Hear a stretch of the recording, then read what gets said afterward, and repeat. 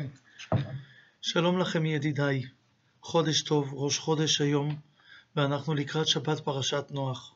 שבת שבה אנחנו למדים על אישיות גדולה שמתקן את העולם כולו. כבר אז היו כאלה שניסו להחריב את העולם.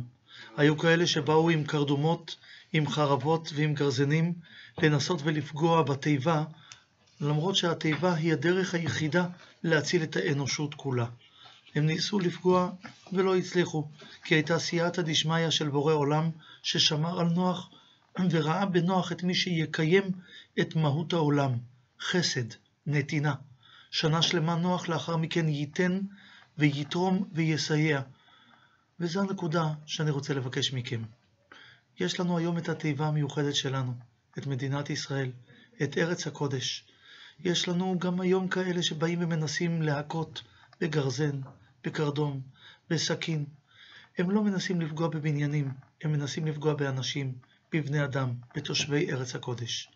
ואנחנו יודעים דבר אחד, יש לנו הבטחה כבר שאלה ברכב, אלה בסוסים, ואנחנו בשם השם נזכיר, ואז הם הקראו ונפלו, ואנחנו קמנו ונתעודד.